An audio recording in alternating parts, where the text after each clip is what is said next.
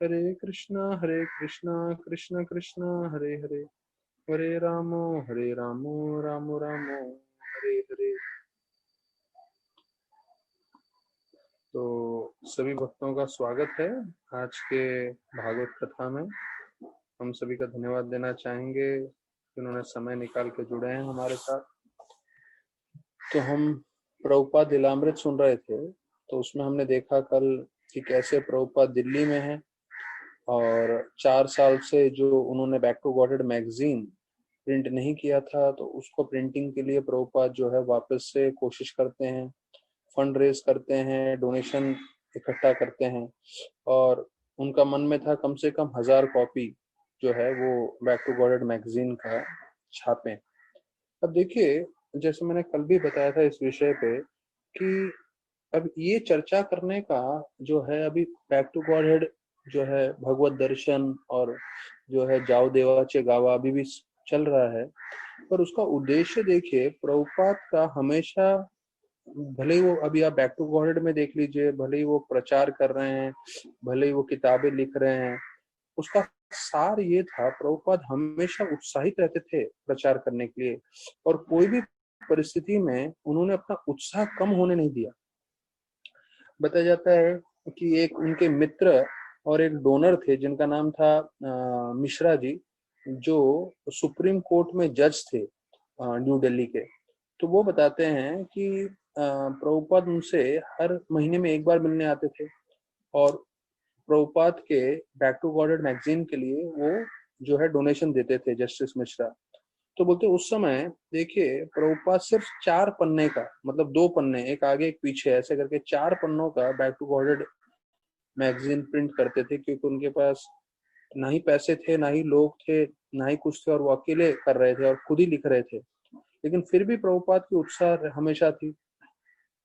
तो बताया जाता है मिश्रा जी बोल रहे थे कि उनका जो भक्ति है कृष्ण की तरफ वो हमेशा देखने में मिलता था जब भी मैं उनके साथ संग में रहता था।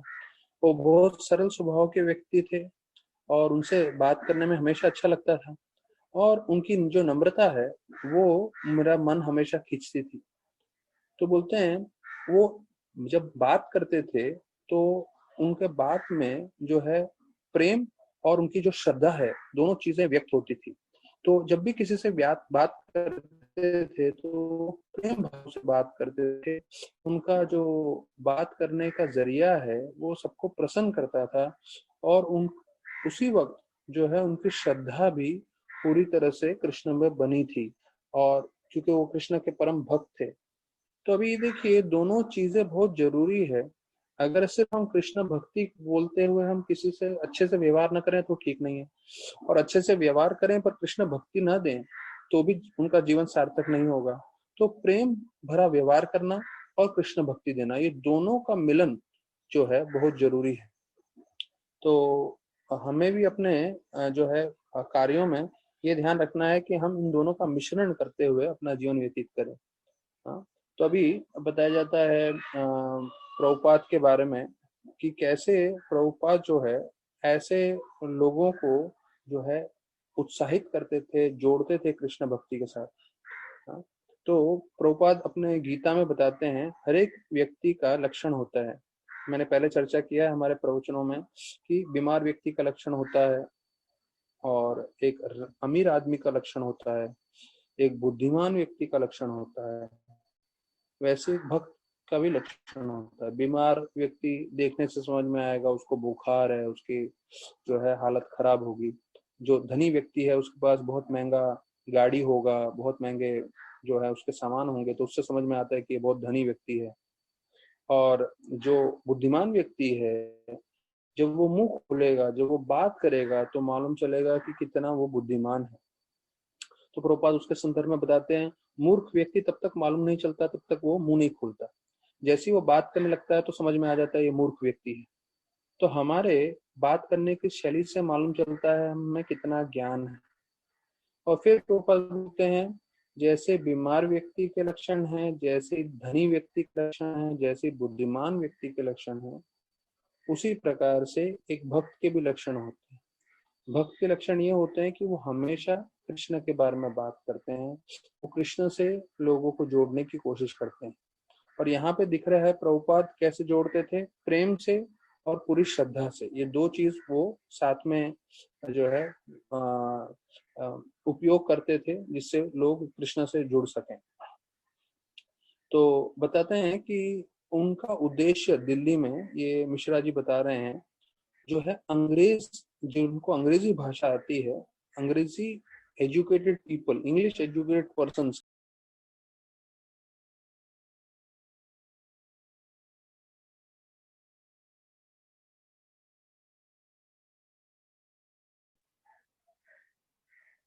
वो खुद सुप्रीम कोर्ट के जज थे। तो सुप्रीम कोर्ट के जज होना मतलब अच्छे खासा उनको अनुभव था। वो बहुत ही प्रभावशाली व्यक्ति थे दिल्ली में, और वो देख रहे थे कि प्रभुपाद का उद्देश्य क्या था, जिन लोगों को अंग्रेजी आती है उनको प्रचार करना। तो अभी यही उद्देश्य से हमारे मंदिर, राधा गोपीनाथ मंदिर में भी जो है सारे प्रोग्राम अंग्रेजी में ही किए। तो हिंदी में उसका करने का उद्देश्य ये था कि हिंदी में नहीं करने का, कि जो लोकल लोग हैं उनको नहीं चाहते थे वो लोग आए और वो लोग जो है इधर जुड़े।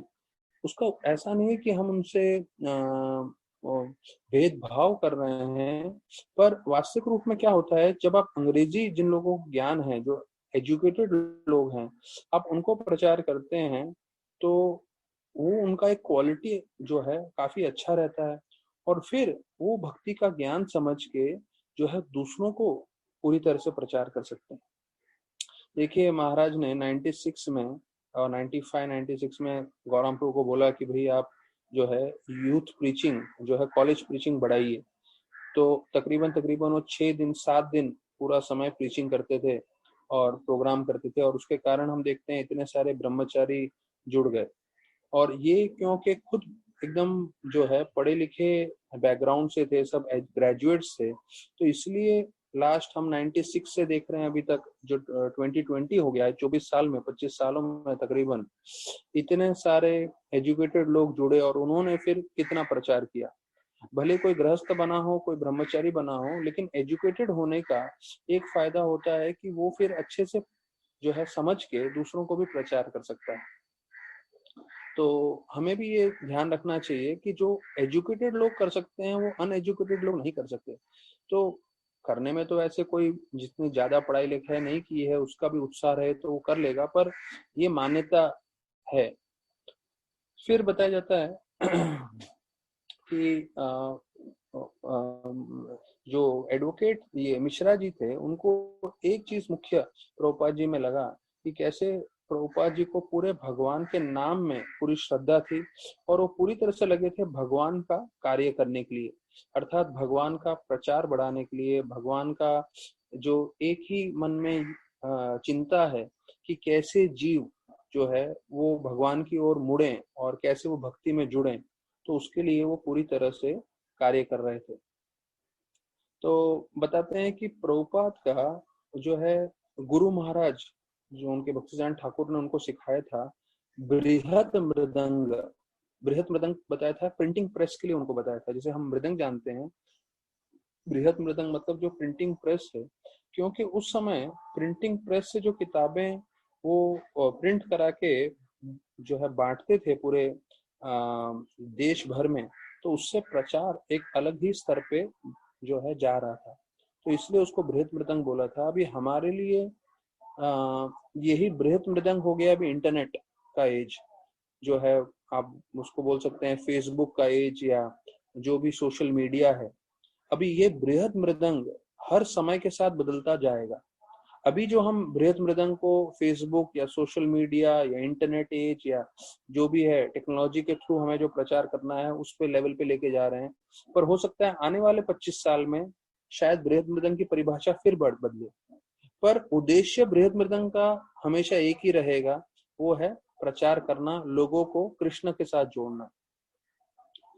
तो अभी जो है हमारे भक्तगण कोशिश कर रहे हैं, पर हम उम्मीद करते हैं कई भक्तगण जो फेसबुक में बहुत जो निपुण हैं या इंटरनेट पे बहुत निपुण हैं, तो उसके द्वारा वो जिस तरह से मार्गदर्शन करें, तो उसके द्वारा हम लोग जो है और ज्यादा से ज्यादा प्रचार कर सकें, ज्यादा से ज्यादा लोगों तक पहुंच सके और उनको कृष्ण भक्ति के बारे में बताएं।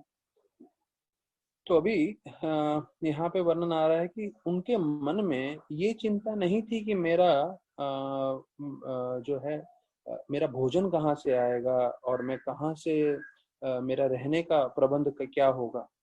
और क्योंकि प्रभुपाद जो है स्वयं प्रचारक थे, तो भागवतम में स्पष्ट वर्णन किया गया है, हमने दूसरे स्कंद में देखा कि कैसे सुखदेव गोस्वामी बताते हैं कि जो खाना है सोना है इसकी कोई जो है समस्या नहीं है।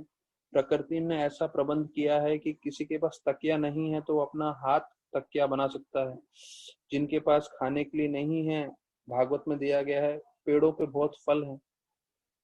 इसका मतलब ये है कि भगवान हमारे लिए प्रबंध कर देंगे।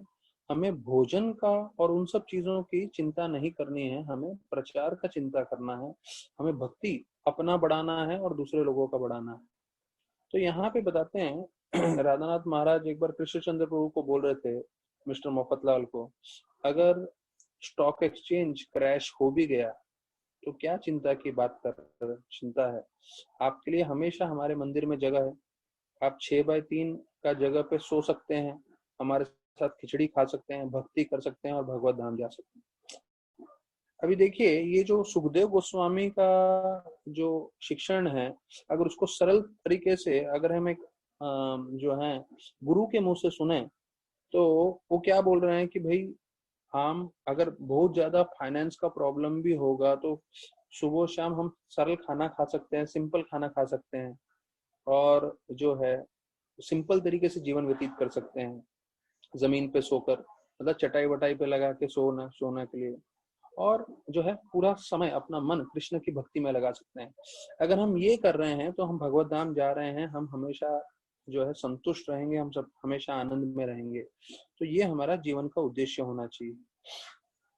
तो उनको प्रभुपाद को पूरी श्रद्धा थी, अगर मैं कृष्ण भगवान की सेवा करूंगा तो मुझे जो भी आवश्यक है वो अपने आप हम मुझे प्राप्त होगा। तो प्रभुपाद ने अपने शिष्यों को, जब इस्कॉन पूरी तरह से एस्टेब्लिश हो गया था, तो इस्कॉन के जितने भी लीडर्स थे उनके लिए प्रभुपाद ने संदेश दिया था। प्रभुपाद बोले अगर आप अच्छे से अपना नाम जप कर रहे हैं भगवान का, अगर आप अच्छे से भागवत का प्रचार कर रहे हैं, तो कोई भी सेंटर में प्रचार करने के लिए कोई भी चीज चाहिए वो सब अपने आप कृष्ण भगवान पर जो है भेज देंगे।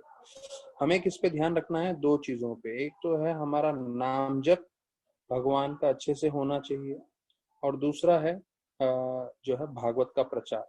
तो भागवत का प्रचार मतलब हम खुद पाठ करें, हम खुद समझें, अपने जीवन में अपनाएं, तब जाके हम दूसरे लोगों को उसके बारे में प्रवचन दें।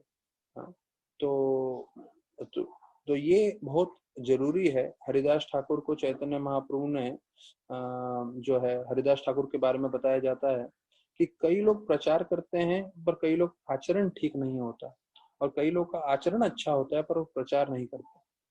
और हरिदास ठाकुर के लिए बताया था, आचार प्रचार करहे दुहि कार्य, तुम्ही सर्वगुरु तुम्ही जगते आर्य, कि आप प्रचार भी कर रहे हैं और आपका आचरण भी सही।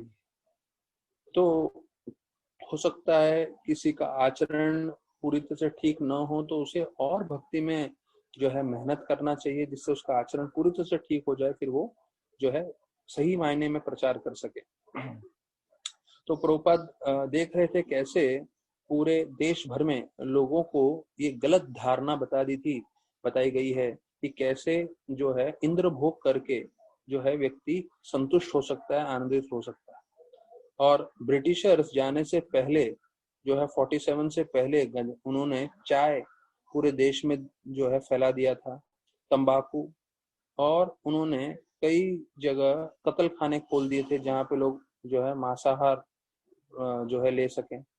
फिर उन्होंने फैक्ट्री चालू कर दिए थे। तो ये सब चीजें जो हैं अभी भारत के साथ जुड़ गए थे। अब मेरा उद्देश्य ये है बताने का ये सब चीजों का कि ब्रिटिशर्स, उनके पास आध्यात्मिक ज्ञान था नहीं, वो पूरी तरह से इंद्र भोग पे उन्होंने अपना जीवन व्यतीत किया था। और अभी आप देख सकते हैं ब्रिटिशर्स का क्राइम, ब्रिटिश में कितना जो क्राइम का रेट है और उधर के लोगों की चेतना कितनी नीची है, वो पूरी तरह से व्यक्त होता है। तो जब वो भारत छोड़ के जा रहे थे तब भी उन्होंने पूरा भारत में जो है ये सब चीज फैला दिया था, जिससे हमारा भी संस्कृति जो है वो काफी तरह से नष्ट हो जाए। और भारतीय वो भी जो है, क्योंकि उनको आध्यात्म ज्ञान नहीं था, वो भी जो है ये विदेशी लोगों को, वेस्टर्नर्स को जो है उनका अनुकरण कर रहे थे।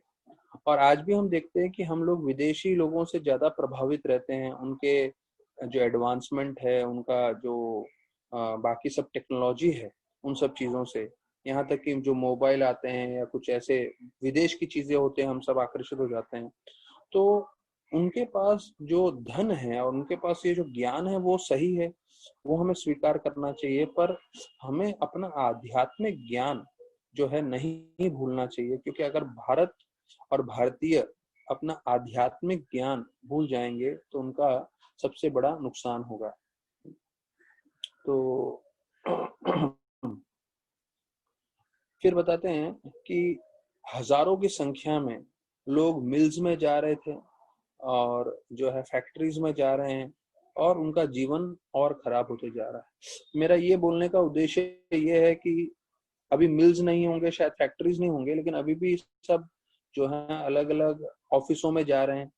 और हमें मालूम है ट्रेन में कैसे लोग भर भर के जो है पिस पिस के जाते हैं।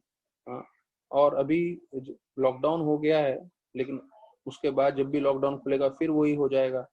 तो इससे ये मतलब नहीं है कि उनका जीवन शैली बढ़ गई है, अच्छी हो गई है, नहीं। यहाँ तक कि मैंने सुना था कि जो लोग खेती में काम करते हैं, हाँ, अभी खेती के बारे में बात करते हुए थोड़ा अलग लगता है। जैसे किसी भी बच्चे को पूछेंगे आप क्या बनना चाहते हो, तो वो बोलेगा मैं पायलट बनना चाहता हूँ, मैं इंजीनियर बनना चाहता हूँ, मैं डॉक्टर बनना चाहता हूँ। तो माता पिता बोलेंगे वाह वाह, बहुत बढ़िया बहुत बढ़िया। हाँ, तो कोई भी बच्चा ये नहीं बोलता है मैं फार्मर बनना चाहता हूँ, मैं खेत में काम करना चाहता हूँ। और अगर वो बोलेगा भी तो उसके माता पिता उसको शांत करा देंगे, बोलेंगे अरे ये कोई प्रोफेशन है क्या, ये कोई काम है क्या करने के लिए। पर वास्तविक रूप में देखें तो जो एक किसान है उसका जो योगदान है वो हमें सबसे ज्यादा लगता है। अगर आप पायलट के लिए पूछेंगे तो हो सकता है हम साल में एक बार विमान में, प्लेन में बैठ के जाते हैं। इंजीनियर, कुछ कंस्ट्रक्शन का काम होगा तो साल 2 साल 3 साल 5 साल में एक बार उपयोग आता है। डॉक्टर जो है कभी हम बीमार पड़े तो उनको मिलने जाना पड़ता है। लेकिन जो किसान है उसका कार्य किया हुआ हमें दिन में 3 बार लगता है, सुबह नाश्ते में, दोपहर को खाने में, रात को भी भोजन में। तो वास्तविक रूप में हमें समझना चाहिए कि यहाँ पे मैंने एक और जगह सुना था कि किसान जब काम करते हैं तो ऐसा नहीं है कि उनको पूरा साल काम करना पड़ता है।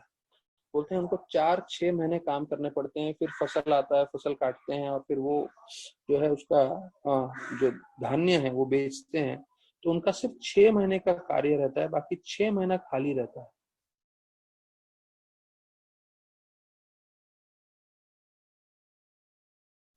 उनका मतलब हो सकता है बड़ा बंगला ना हो, पर हम देखते हैं बम्बई से बाहर जाते हैं लोगों के पास, सबके पास बंगला है। सब लोग के पास खुद का ओपन टेरेस है जहाँ पे वो लोग आराम से रहते हैं।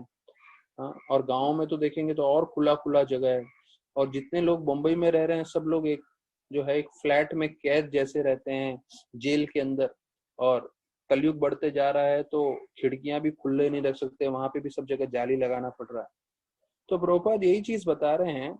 तो इसका मतलब ये नहीं कि हम चाहते हैं कि लोग जो है पूरी तरह से जो है खेती बाड़ी में जुड़ जाएं, पर जस्ट मैं बता रहा हूँ कि ऐसी भौतिक रूप से जो है एडवांसमेंट करके वास्तविक रूप में हम कुछ ज्यादा प्राप्त नहीं कर रहे हैं और जीवन लोगों का और बुरा होते जा रहा है।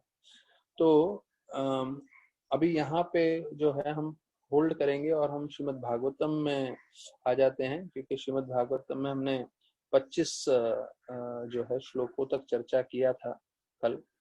तो अभी हम देख रहे हैं कि कैसे जो है ये जो अलकापुरी है उसका वर्णन कर रहे हैं। तो हमने कल 25 श्लोक तक देखा था और 25 श्लोक में दो बहुत महत्वपूर्ण चीज हमने सुना था। ये जैसे मैं बताता हूँ कि जब भी हम भागवत चर्चा कर रहे हैं, जब भी हम गीता के भी कुछ मैं महत्वपूर्ण चीज बताता हूँ, तो क्योंकि हम रोज नए नए श्लोकों पे जा रहे हैं और हमें पूरा 18,000 भागवतम का जो है पाठ करना है, तो हम दोहराएंगे नहीं, पर ये कई चीजें हैं जो इतना महत्वपूर्ण है। भले हम एक बार प्रवचन में सुन रहे हैं, पर ये हमें रोज अपने जीवन में अपनाना है, और ये हमें जीवन के अंत तक, जब हम शरीर त्यागेंगे तब तक अपनाना है। तो कल के प्रवचन में 25वें श्लोक में हमने दो चीज सीखा। एक, नरोत्तम दास ठाकुर बताते हैं कि कैसे कोई अलग अलग तीर्थ स्थानों पे जा रहे हैं, हाँ, तो उसमें सिर्फ तकलीफ होने वाला है, उसमें वो बहुत ज्यादा आध्यात्मिक उन्नति नहीं करेंगे। हाँ, थोड़ी आध्यात्मिक उन्नति होगी, पर नरोत्तम दास ठाकुर हम वैष्णव को बताना चाहते हैं, और जो प्रभुपाद ने विशेष रूप से इस श्लोक में वर्णन किया है कि हम भक्ति में प्रगति करेंगे जब हम एक जगह रहकर पूरी तरह से कृष्ण भगवान के ऊपर ध्यान करेंगे, उनकी भक्ति करेंगे, उनकी सेवा करेंगे। तो भले ही कोई किसी भी शहर में रह रहा हो या गांव में रह रहा हो, तो अपने अपने घरों में कोई भगवान की सेवा करे, भगवान का ध्यान करे, भगवान का जप करे, भगवान की कथा सुने, तब उसकी आध्यात्मिक उन्नति होगी। क्योंकि देखिए, ये लॉकडाउन में विशेष रूप से ज्यादा लागू हो रहा है कि अगर हम कहीं जा नहीं सकते, इसका मतलब ये नहीं है कि हम भक्ति में प्रगति नहीं कर सकते।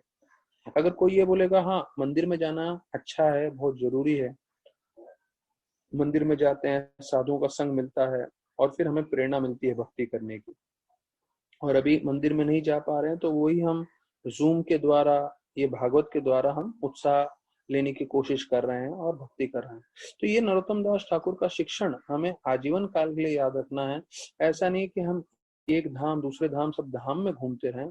हाँ, जैसे मैंने बताया कि जब साल में एक आध बार दो बार जब पूरे सब भक्तगण जा रहे हैं उनके साथ जा सकते हैं, वो ठीक है, पर हमें उद्देश्य समझना है कि बाकी समय, क्योंकि अगर हम धाम में जाते हैं, धाम में हम कितना समय निकालते हैं, 365 दिन में से ज्यादा में ज्यादा 10-15 दिन, बाकी 350 दिन तो हमें अपने घर में ही रहना है। उस घर में रहते हुए अगर हम भगवान की तीव्रता से भक्ति करें, पूरा ध्यान लगा के भक्ति करें, तो हम भक्ति में प्रगति करेंगे। और दूसरा, यहाँ पे रति कर्षितः का शब्द का उपयोग आया है, और उसमें बताया गया है कि कैसे देवतागण जो अप्सराओं के साथ इंद्रभोग कर रहे हैं, यहाँ पे बताया गया है कि वो लोग सेक्स एंजॉयमेंट कर रहे हैं, वो करने के बाद वो भी जो है दुखी हो जाते हैं। क्यों? क्योंकि ये प्रकृति का नियम है कि जो भी इंद्रभोग करने जाएगा वो जो है दुखी हो जाएगा। तो जो है कई लोग ऐसे बोलेंगे कि कई जो हैं वो उनको लगता है नहीं है कि भाई इसको करने से, इंद्रभोग करने से हम दुखी हो रहे हैं, या सेक्स एंजॉयमेंट करने से हम दुखी हो रहे हैं, हमें तो बहुत आनंद आ रहा है। तो इसका उदाहरण आप समझ लीजिए कि अगर कोई व्यक्ति शराब पीने के बाद जो है बोलता है कि मैं बहुत आनंदित हूँ, तो जो शराब पीने वाला व्यक्ति नहीं है वो उसको देख के बोलेगा अरे ये तो बहुत ही, इसका हालत खराब है, तो बहुत ही बेकार परिस्थिति में है। अब उसका जो है तमोगुण के प्रभाव से उसकी बुद्धि इतनी भ्रष्ट हो गई है कि वो शराब पीने के बाद भी उसको लगेगा अरे नहीं मैं आनंद में हूँ। पर कोई भी रजोगुण का, सत्व गुण का व्यक्ति बोलेगा नहीं नहीं ये तो बहुत दुखी है, उसको समझ में नहीं आ रहा, जब शराब छोड़ेगा तब समझ में आएगा। तो उसी प्रकार से जो हम तरह से इंद्रभोग कर रहे हैं, जो अभी ये भक्तों की बात आती है, जितने भी साधक हैं, तो साधकों के लिए जो है बड़ा परिश्रम रहता है इंद्रभोग छोड़ना, और ये प्रकृति का नियम ही है जो इतना आकर्षण रहता है इंद्र तृप्ति के प्रति। पर हमें ये समझना चाहिए कि इसका एक गारंटी चीज है कि जब हम वो भोग करने जाएंगे, तो यहाँ पे बताया गया है उस वक्त समझ नहीं आएगा, लेकिन जैसे वो भोग अंत होगा उसके बाद जो है दुख आपको जो है फ्रस्ट्रेशन आने लगेगा, क्योंकि ये प्रकृति का नियम है। तो भक्तों को समझना है कि अगर वो बहुत मेहनत करके, कोशिश करके अगर इसको दूर कर सकेंगे तो वो हमेशा खुश रह सकते हैं। तो मैं आप लोगों को आज जो है राधानाथ महाराज ने बेनापोल में जो प्रवचन दिया था, उसका, बेनापोल वो जगह है जहाँ पे हरिदास ठाकुर को जो है साक्षात जो है वैश्य वो आई थी, और वो उनको जो है अपनी तरफ आकर्षित करना चाहती थी, पर वो आकर्षित नहीं कर पाई, और यहाँ तक कि हरिदास ठाकुर ने उनको पूरी तरह से बदल दिया। तो वहां पे जो महाराज ने प्रवचन दिया था उसका नोट्स है, मैंने जो निकाला है वो मैं आपको साथ शेयर करना चाहूंगा आज। तो राधानाथ महाराज बताते हैं कि हम सब इंद्र तृप्ति के पीछे, पूरी दुनिया पागल है और उनको सब तरह से इंद्र तृप्ति करना है। पर देखिए, इंद्र तृप्ति कुत्तों को और सूअर को भी प्राप्त है।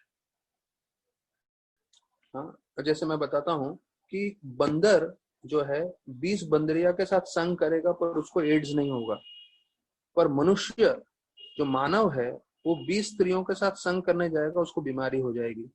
इसका मतलब क्या है कि मानव जो है वो इन सब चीजों के लिए नहीं बना है। मानव जो है भक्ति के लिए बना है, जो उसका जीवन का उद्देश्य है। तो महाराज ने शुरुआत की बेनापोल का प्रवचन में ये बताने के लिए कि इंद्र भोग कुत्तों को भी मिल रहा है, सुअर को भी मिल रहा है। तो कोई बहुत धनी व्यक्ति है या बहुत कोई बुद्धिमान व्यक्ति है, वो अपना बुद्धि लगा के अगर इंद्र भोग ही कर रहा है तो उसका जीवन का क्या लाभ। फिर महाराज बता रहे थे कि भगवान का जो हम नाम जप करते हैं वो, एक तो हम ये जानते हैं कि भगवान के समान है, दूसरा हमें ये जानना है कि वो जो है अमृत है। जो अमृत का, अमृत अर्थात जो सबसे मधुर चीज है सृष्टि में, इस ब्रह्मांड में, वो है। हमारा शुद्धिकरण नहीं होने के कारण हम अनुभव नहीं कर सकते, लेकिन अगर हम नित्य रूप से भगवान का नाम जप करें, हम ध्यान करें, तो हमें धीरे धीरे उसका अनुभव होने लगेगा। और महाराज बोले कि देखिए, जो दुनिया है वो हमारी, हम दुनिया को अपनी चेतना से देखते हैं। ये एक वापस से महत्वपूर्ण विषय है। जैसे कल के प्रवचन में सुन रहा था, किसी ने लाल चश्मा पहना है तो पूरी दुनिया को लाल लाल देखेगा। तो वैसी आपकी चेतना क्या है, उस चेतना के आधार पे आप दुनिया को देखोगे। हाँ, तो अगर आपकी चेतना है भक्ति करने की और सभी लोगों को भक्ति से जोड़ने की और खुद जो है पूरी तरह से कृष्णा भावनामृत रहने की, तो उस हिसाब से आप पूरी दुनिया को देखेंगे। जैसे प्रभुपाद बोलते हैं कि लोभी व्यक्ति है वो हमेशा पैसा देखेगा, कैसे मैं पैसे कमा सकता हूँ। जो इंद्रभोग करना चाहता है वो हमेशा इंद्रभोग की वस्तुएं ढूंढेगा। तो वैसे ही एक जो भक्त होता है, क्योंकि उसका मन पूरी तरह से कृष्ण भगवान में समाविष्ट रहता है, तो वो हमेशा जो है ऐसे ही सोच विचार करेगा, ऐसी कार्य करेगा जिससे वो ज्यादा से ज्यादा जो है भक्ति कर सके और लोगों को जोड़ सके। हरिदास ठाकुर के बारे में बताया जाता है, वो जितना भी 192 राउंड्स करते थे वो तुलसी महारानी के पास बैठ के करते थे। तो ये बहुत महत्वपूर्ण है हमारे लिए। अगर हम भी भक्ति में प्रगति करना चाहते हैं तो हमें तुलसी महारानी के पास बैठ के जप करना चाहिए। राधा गोविंदनाथ मंदिर में जो है, हाँ, तुलसी महारानी के पास बैठ के सब ब्रह्मचरी जप करते हैं। मायापुर में जो हमारा मेन हेडक्वार्टर्स है, वहां पे भी जब सुबह को जपा सेशन स्टार्ट होता है तो हर जो ग्रुप है उसके बीच में जो है उनके पास 15-20 तुलसी के पौधे होते हैं। तो उधर के ब्रह्मचारियों का सेवा है कि हर ग्रुप के बीच में जाके जो है तुलसी महारानी रखे। तो ये हमें हरिदास ठाकुर जी से सीखना है कि हमें जब भी जप करना है, अगर हम तुलसी महारानी के पास बैठ के जप करेंगे तो उसका अत्यधिक लाभ होगा। और जो है हरिदास ठाकुर वैश्या को वही शिक्षण देते हैं कि अभी आप भी 3 दिन के बाद जब उनमें परिवर्तन आ जाता है तो बोलते हैं आप भी यहाँ पे बैठिए तुलसी महारानी के पास और आप यहाँ पे बैठ के जप करिए।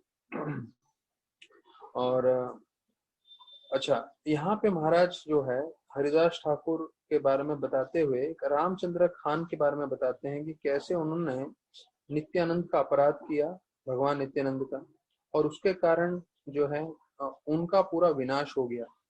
तो क्योंकि उन्होंने वो अपराध किया था तो उस अपराध के फलस्वरूप रामचंद्र खान, उनका तो पूरा विनाश हुआ ही हुआ और उनके परिवार का विनाश हुआ, उनके पूरे गांव का विनाश हुआ। तो बोलते हैं जो उधर के जो कम ये थे इंचार्ज, जो मुस्लिम रूलर्स थे, उन्होंने आए वहां पे और उनका पूरा घर लूटा, उनको मारपीट करके जेल में ले गए, उनके परिवार वालों को लूटा, उनके परिवार वालों को भी जेल में ले गए। और ऐसा ही नहीं बताए तो उनके पूरे गांव को उन्होंने लूटा, मारपीट किया और गांव वालों को जो है पूरा उन्होंने जो है परेशान किया। तो महाराज बता रहे थे जब हम अपराध करते हैं, अपराध का फल हमें लगता है, हमारे परिवार को लगता है, हमारे कुटुंब, हमारे समाज सबको लगता है। उसी प्रकार से जब हम सेवा करते हैं तो सेवा भी हमें भी लगता है, उसका फल हमारे परिवार को भी लगेगा, हमारे कुटुंब, हमारे समाज को भी लगेगा। तो देखिए, एक है अपराध और दूसरा है सेवा। तो जब हम सेवा करते हैं तो सेवा की इतनी शक्ति होती है, उससे हमें तो फायदा होगा ही, परिवार को फायदा होगा ही, पर पूरे के पूरे जो है मानव समाज का भी कल्याण हो सकता है। तो हरिदास ठाकुर को अनटचेबल बोलते थे क्योंकि वो दूसरे धर्म में उनका जन्म हुआ था। तो महाराज बताते हैं अनटचेबल मतलब स्पर्श नहीं कर सकते। तो बोलते हैं कि अनटचेबल कैसे थे हरिदास ठाकुर? जैसे माया उनको स्पर्श नहीं कर सकती थी।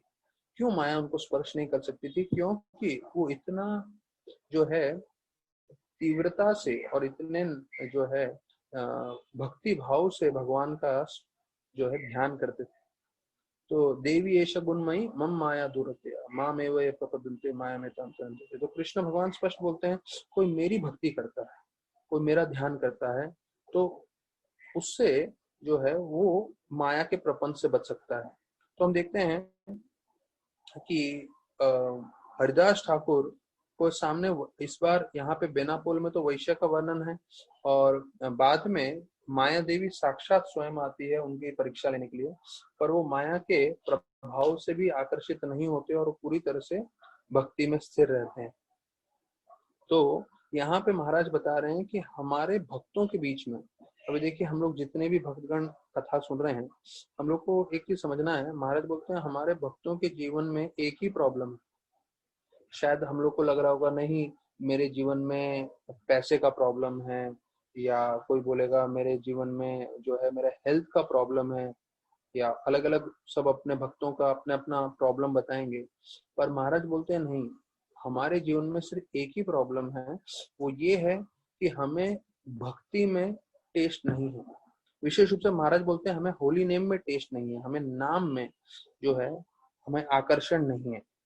तो वो आकर्षण नहीं होने के कारण जो है हम बहुत सारे दूसरे सब चीजों की तरफ आकर्षित होते हैं।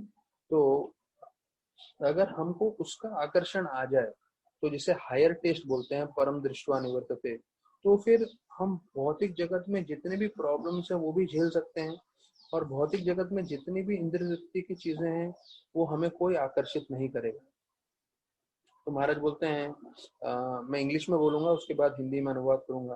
महाराज बोले हमारे को हमको टेस्ट नहीं है भक्ति के प्रति या विशेष रूप से हरिनाम के प्रति, तो उसके कारण we are vulnerable to unlimited attractions of माया।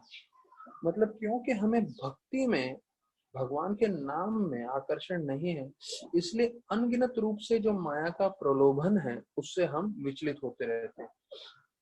और महाराज फिर जो है बोलते हैं इससे बचने के लिए जो है या हमें कैसे आकर्षण आ सकता है, तो उसके लिए महाराज पहला स्कंद दूसरा अध्याय में से श्लोक बोलते हैं, शुशुष्टु शब्दानस्य वासुदेव कथा रुचि शयन महत सेव्या विप्र पुण्य तीर्थ निश्चय।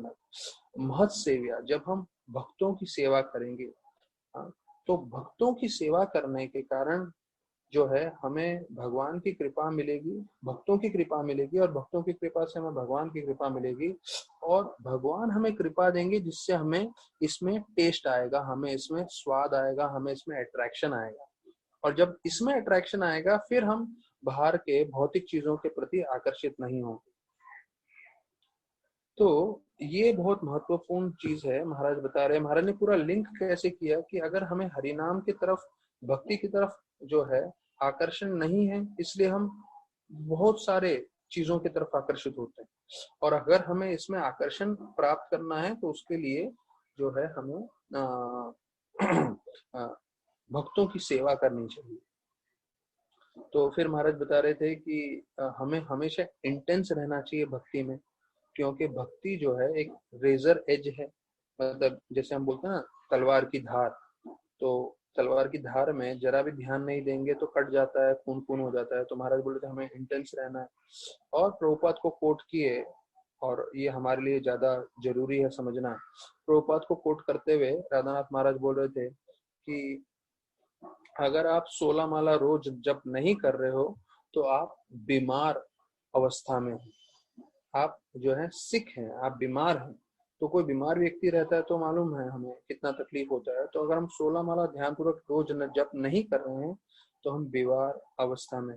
और महाराज अंत में बताए कि कैसे हम जो है ये जो हरिनाम है उसकी तरफ आकर्षण प्राप्त कर सकते हैं।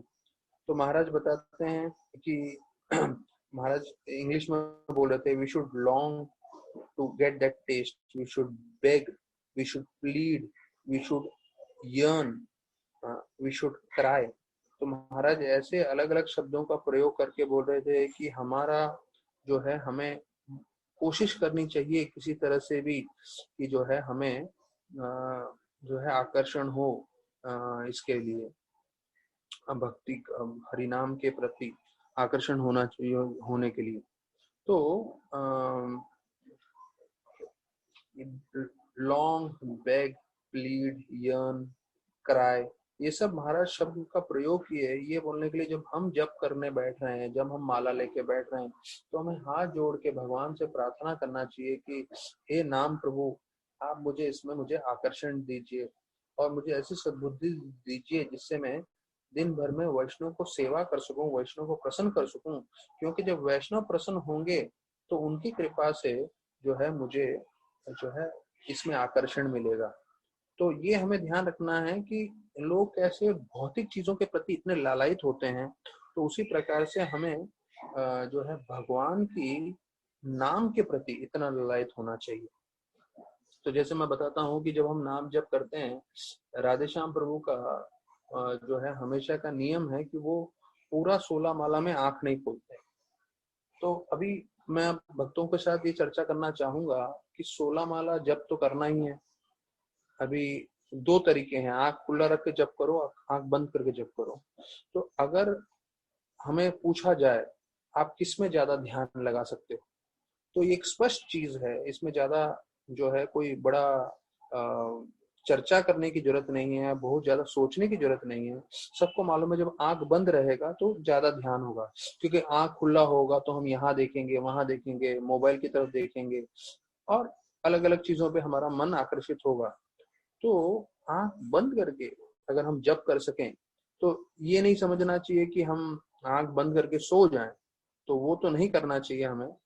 नींद आ रही होगी तो आंख खुला रखना है, लेकिन जो है आंख जितना बंद करके जप कर सकेंगे हमें जानना है कि ये हमारे लिए उत्तम है। तो महाराज बोले कि एक भिखारी कैसे भीख मांगता है, और महाराज बोले ऐसे बम्बई के भिखारी नहीं, क्योंकि कई कई बम्बई के भिखारी भीख मांगते हैं पर उनके पास काफी धन रहता है। लेकिन जो वास्तविक रूप में ऐसा भिखारी हो जो बहुत ही जरूरत में हो, जिसकी हालत बहुत बेकार हो, तो जब वो पूरी तरह से भीख मांगता है तो उस भाव में हमें आकर भगवान से भीख मांगनी चाहिए कि हे प्रभु जो है मुझे हरिनाम के तरफ प्रति आकर्षण दे, मुझे भक्ति सेवा के प्रति आकर्षण दे, जिससे मैं अनगिनत भौतिक चीजों के प्रति आकर्षित न हूं और उससे विचलित न हो।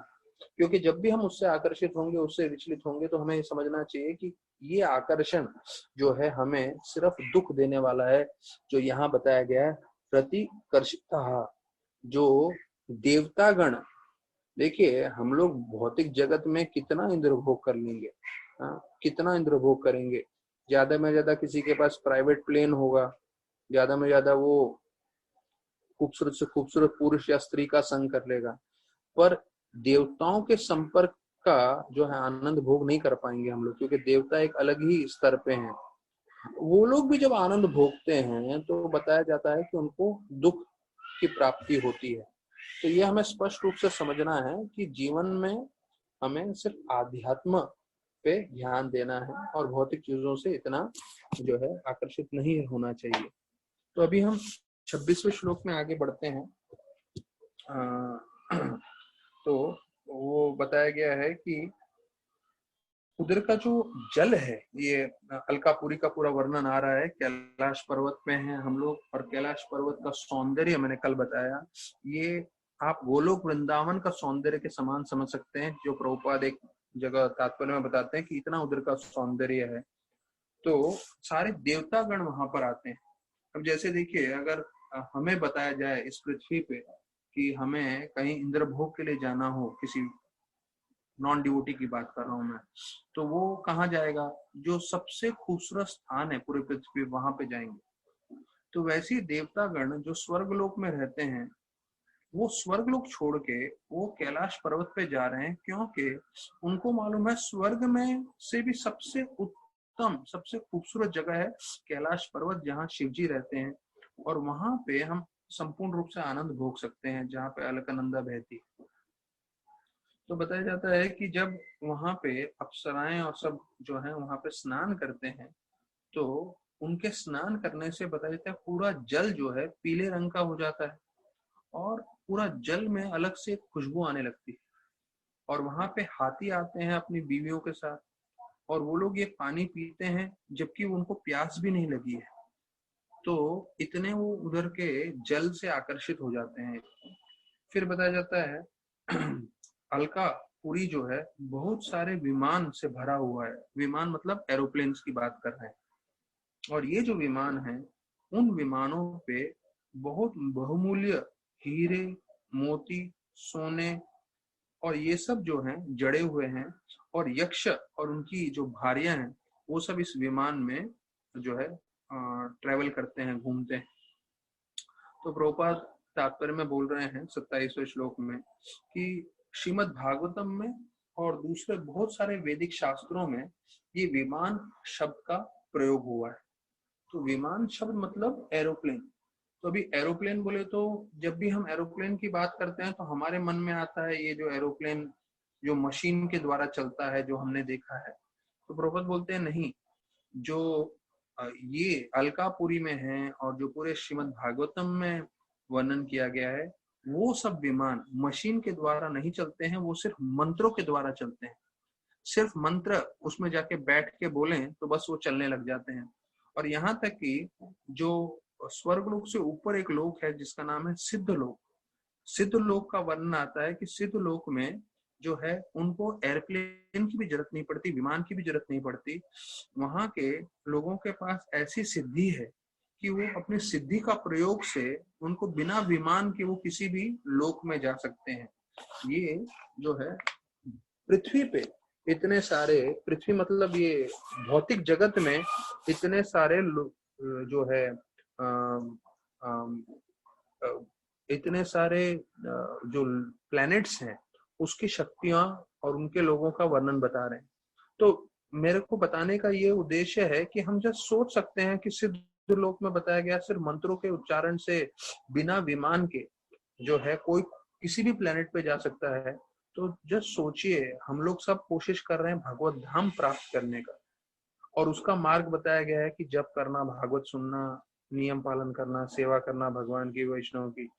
तो अगर भौतिक जगत में ऐसा सब सिद्ध लोक है और ये सब चीजें हैं, हम आध्यात्मिक जगत जाएंगे, वहां पे क्या क्या होगा। हाँ, तो उसका हम एक भौतिक दृष्टि से जो है सोच भी नहीं सकते हैं कि आध्यात्मिक जगत क्या हो। बस इतना चाहिए कि हम रोज सिंसियरली अपनी भक्ति करते रहें, बाद में कृष्ण जो है वो आगे हमें लेके जाएंगे। तो यहाँ पे अभी 28वें श्लोक में वर्णन आता है, 28-29 श्लोक में, कि जो देवतागण हैं और वो इस जो है अलकापुरी के से होते हुए जाते थे। तो ये अलकापुरी में बताया जाता है कुबेर जी जो है उनके पास में ही, ये जो कैलाश पर्वत के पास में कुबेर जी का भी जगह स्थान है रहने का। और वहां पे एक विशेष रूप का जंगल है जिसे बोलते हैं सौगंधिका वन। और सौगंधिका नाम इसलिए पड़ा है, हम जैसे शब्द से ही समझ सकते हैं, उसमें ऐसा भव्य सुगंध है जो अलग अलग फूल, अलग अलग फल, और उधर जो है कल्प वृक्ष पेड़ है जिसका मैंने आपको वर्णन किया था मेरे पिछले प्रवचनों में। तो वो है, और उधर इतने सारे मधुर जो है पंछी हैं और जो इतना मधुर मधुर गाते हैं, और बहुत सारा पूरा वर्णन है कमल का वगैरह। तो यक्षेश्वर का वर्णन आ रहा है कि यक्षेश्वर श्लोक में तो बोलते हैं कुबेर के बारे में बताया गया है। और कुबेर जो है देवताओं के खजांची हैं। तो देवताओं का जो धन है वो कुबेर जी संभालते हैं। उनको बैंकर करके बोल सकते हैं, जो बैंक संभालते हैं वैसा। तो वो खुद बहुत धनवान धनवान है। तो यहाँ पे बता रहे हैं कि ऐसी ये जो कल्प वृक्ष पेड़ है वो एक तो गोलोक वृंदावन में है और यहाँ कैलाश पर्वत पे भी है। तो वो कैलाश पर्वत पे इसलिए है क्योंकि कृष्ण भगवान की कृपा है, कृष्ण भगवान की इच्छा से वहां पर भी आए। नहीं तो कृष्ण भगवान की इच्छा से बिना ये कल्प वृक्ष पेड़ कहीं पे भी नहीं आ सकते।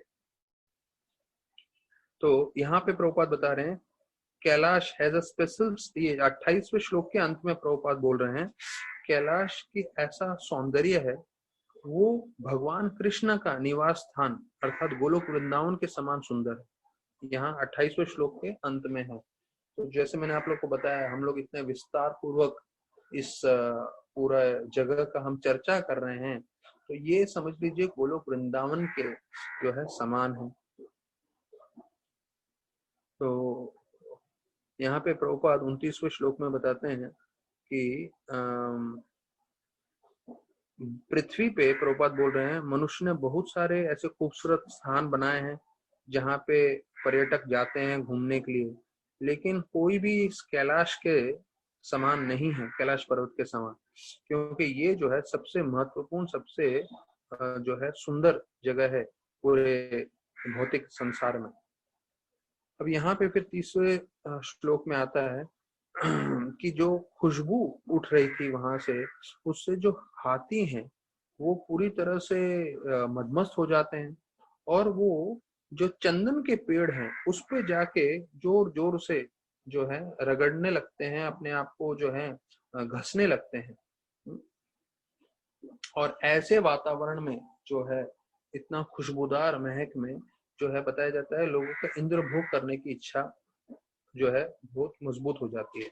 तो प्रभुपाद तात्पर्य में लिख रहे हैं कि जब भी वातावरण बहुत अच्छा हो जाता है तो उसमें अच्छे वातावरण में जो है इंद्र भोग करने का तुरंत मन में आ जाता है। तो बोलते हैं ये भौतिक जगत में भी हम देखते हैं और ये आध्यात्मिक जगत में भी देखते हैं।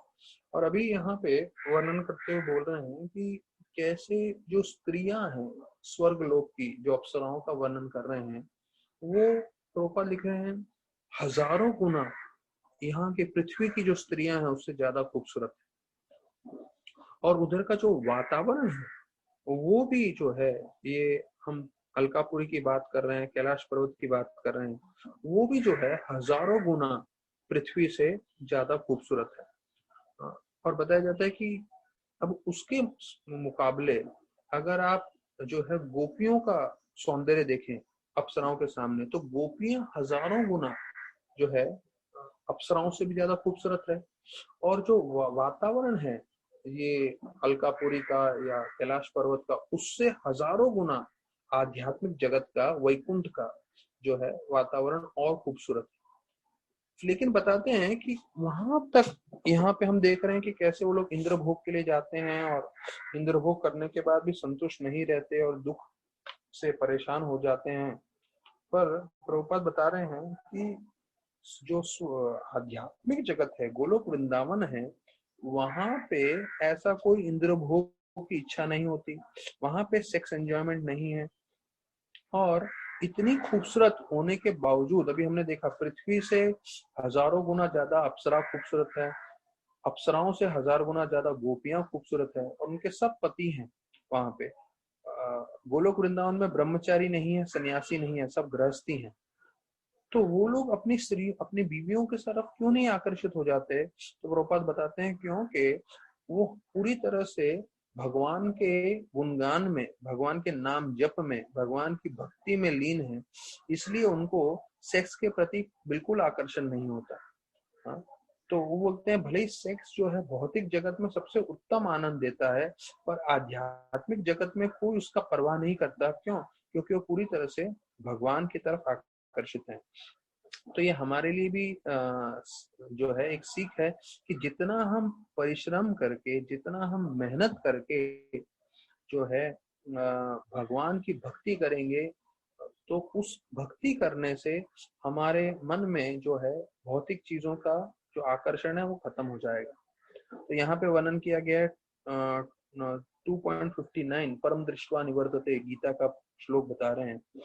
और प्रभुपाद अंत कर रहे हैं 30वां श्लोक ये बोलते हुए कि जो आध्यात्मिक जगत में भक्त रहते हैं, हाँ, उनका इतना आध्यात्म जीवन इतना उच्च कोटि का है कि वो जो है सेक्स लाइफ को जो संभोग करने का जो आनंद है, हाँ, उसको वो तुच्छ मानते हैं। सेक्स लाइफ इज इनसिग्निफिकेंट, मतलब उसको एकदम तुच्छ मानते हैं।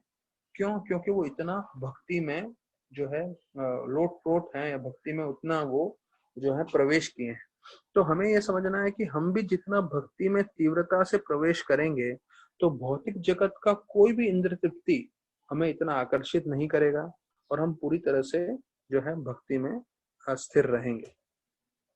फिर वर्णन आता है कि वहां पे स्नान करने के घाट भी थे, और ये जो उधर की जो सीढ़ियां थी वो वैदुर्य मणि से जो है सुशोभित थी। अब ये वैदुर्य मणि ना आपको मालूम है ना मुझे मालूम है क्या है, पर इतना समझ सकते हैं कि बहुत से सजाया था। और उधर के जो जल में अलग अलग तरह के कमल हैं। तो हमने वास्तविक रूप में सही रूप से कमल भी नहीं देखा है भौतिक जगत में। यहाँ पे हमने हाँ थोड़ा एक कमल जैसा प्रतिबिंब हमें कोई फूल दिखा होगा, पर वास्तविक रूप में ये जो जगह के कमल हैं वो इतने खुशबूदार हैं। और अभी मैंने जितने भागवत में मैंने सुना है, लाल रंग होते हैं, पीले रंग के होते हैं, बाद में नीले रंग के होते हैं, और सोने के रंग के होते हैं। और ऐसे अनगिनत रंगों के जो कमल होते हैं, और उस कमल में से जो महक आता है वो जो है हम यहाँ बैठ के सोच नहीं सकते। पर ये समझना है कि वो सर्व आकर्षक रूप में जो है वो उधर शिवलोक में है। और वहां पे जब पहुंचे तब वो देखे एक बड़ा बरगद का पेड़ है, और उस बरगद के पेड़ जो में के नीचे शिव भगवान बैठते थे। तो अभी ये बरगद का पेड़ का वर्णन आता है, और 32 से 41 जो है 41 श्लोक तक, 32 से 41 श्लोकों में जो है वर्णन आ रहा है कि कैसे सारे देवतागण को शिव भगवान के दर्शन होते हैं। हाँ, और वो दर्शन देके कैसे प्रार्थना करते हैं, तो वो भी वो पूरा चर्चा प्रारंभ होगा 32वें श्लोक से। तो 32वें श्लोक में यहाँ बता रहे हैं कि ये जो बरगद का पेड़ है वो 100 योजन ऊंचा है। तो रामायण में भी मैंने सुना है योजन मतलब 8 मील, और 1 मील बोले तो 1.6 किलोमीटर। तो मैंने हिसाब लगाया 100 योजन बोले तो 800 मील, और 800 मील बोले तो 1280 किलोमीटर। तो सोचिए 1280 किलोमीटर लंबा। तो देखिए जैसे हमने पढ़ा 30वें श्लोक के अंत में प्रभुपाद बता रहे हैं कि ये जो कैलाश पर्वत का सौंदर्य है वो गोलोक वृंदावन के समान है। तो गोलोक वृंदावन में जो है आपको क्या देखने मिलेगा? हम लोग इतना सब जो है एक्शन मूवीज देखते हैं, या ये सब जो है वो लोग कंप्यूटराइज्ड करके ऐसा बड़ा बड़ा दिखाते हैं। ये देखिए ये है रियल एनिमेटेड। ये एनिमेटेड नहीं है, ये रियल है। ये सब पिक्चरों में देखते हो तो एनिमेटेड होता है। 1200 किलोमीटर लंबा पेड़। हाँ, तो पृथ्वी पे जो सबसे बड़े शायद पेड़ हैं वो रेडवुड ट्रीज है जो 5000 साल के हैं। और मुझे नहीं लगता कि वो जो है कितना उनका हाइट कितना होगा, ज्यादा में ज्यादा उनका 50 मीटर जितना होगा, या 100 मीटर जितना होगा, या 150-200 मीटर जितना होगा। कोई आधा किलोमीटर या 1 किलोमीटर लंबा पेड़ भी नहीं मिलेगा आपको ऊंचाई में। और यहाँ पे 1200 किलोमीटर लंबा पेड़ ऊंचाई में, और वो जो अपने उसने शाखाएं फैलाई हुई हैं वो 75 योजन मतलब 600 मील, मतलब 965 किलोमीटर, 965 किलोमीटर चौड़ाई में है। 965 किलोमीटर मतलब 1000 किलोमीटर। हाँ, 1000 किलोमीटर मतलब अगर कैलकुलेट करना हो तो देखना पड़ेगा हमारा 1000 किलोमीटर कितना बैठता है, क्योंकि यहाँ से पूना ही आप पकड़ लो तो 300 किलोमीटर जितना होता है। तो बम्बई से पूना 300-400 किलोमीटर होगा, तो 1000 किलोमीटर मतलब समझ लीजिए कितना लंबा डिस्टेंस है, और इतना बड़ा पेड़। और बताया जाता है कि इस पेड़ के नीचे जो है हमेशा ठंडक रहती है, और इस पेड़ की विशेषता ये है, इस पेड़ के नीचे जो है कोई भी, इस पेड़ पे कोई भी पंछी नहीं है, और कोई भी पंछी आवाज नहीं करते। तो इसका उद्देश्य, इसका क्या कारण है, वो भी हम आगे देखते हैं। और उसके नीचे बताया जाता है 33वें श्लोक में कि भगवान शिव बैठे हुए हैं, और वो सबसे बड़े योगेश्वर माने जाते हैं, क्योंकि वो पूरी तरह से ध्यान में है। और उन्होंने, बताया जाता है, भगवान पे ध्यान करते हुए अपना क्रोध पूरी तरह से त्याग दिया है। तो यहाँ प्रभुपाद जो है 33वें श्लोक के तात्पर्य में बताते हैं, योगा मतलब भगवान पे ध्यान करना, और महायोगा का मतलब है भगवान विष्णु की भक्ति करना। और भक्ति करना मतलब भगवान को, अभी जैसे बताया गया कि भगवान शिव स्मरण कर रहे हैं, तो प्रभुपाद बताते हैं हमारे भक्ति, नवलता भक्ति में भी स्मरणम है, लेकिन भगवान का स्मरण करने के लिए हमें श्रवण कीर्तन करना चाहिए। तो देखिए अभी 5 बजने आ रहे हैं, और आज जो है श्री चैतन्य प्रभु जो है वो आपको 4 धाम लेके जाएंगे। वो है गंगोत्री, यमुनोत्री, केदारनाथ, उन सब के बारे में बताएंगे। तो जो है शायद जो लोग नहीं गए हैं वो लोग इस धाम का श्रवण के मात्र से और दर्शन के मात्र से परिक्रमा कर सकते हैं। और जैसे आज का शुरुआत में हमने सुना, नरोत्तम दास ठाकुर बोल रहे हैं, यहाँ वहां घूमने से अच्छा जहाँ बैठे हैं वहीं पे अच्छे से भक्ति करिए। तो मैं ज्यादा लंबा नहीं ले जाऊंगा, आज का प्रवचन हम यहीं पे विराम देंगे। अंतिम में प्रभुपाद बताते हैं 33वां श्लोक जो है मैं समाप्त कर रहा हूँ। 33वें श्लोक में बोल रहे हैं कि मुक्ति मतलब ये जो भौतिक जो हमारा आकर्षण है, या उससे, या भौतिक जो आसक्ति है उससे हम निकल जाएं, तो उसे मुक्ति बोलते हैं। और प्रभुपाद बताते हैं कि हम लोग बर्थ आफ्टर बर्थ, यहाँ प्रभुपाद बोल रहे हैं, material world we are suffering life after life because of our bodily identification, and liberation is freedom from that miserable condition of life. देखिए प्रभुपाद के ये शब्द बड़े सरल हैं, हम उसको अनुवाद करने जाएंगे। हमने सुना हुआ है कि हम क्यों सफर कर रहे हैं, हम सफर क्यों कर रहे हैं इस भौतिक जगत में, क्योंकि हम शरीर से आसक्त हैं, और शरीर से आसक्त होने के कारण हमें बार बार जन्म लेना पड़ रहा है। हाँ? और मुक्ति मतलब हम इस विचार से जो है छूट जाएं, दूर हो जाएं, और पूरी तरह से कृष्ण भगवान का स्मरण करें, कृष्ण भगवान की भक्ति करें। तो ये सुनने में सरल लगता है, पर अप्लाई करने में बहुत मुश्किल, क्योंकि हम जो है अपने आप को जो है सुनते हैं, हम आत्मा है आत्मा है, पर हम शरीर के स्तर पे हम कार्य करते रहते हैं।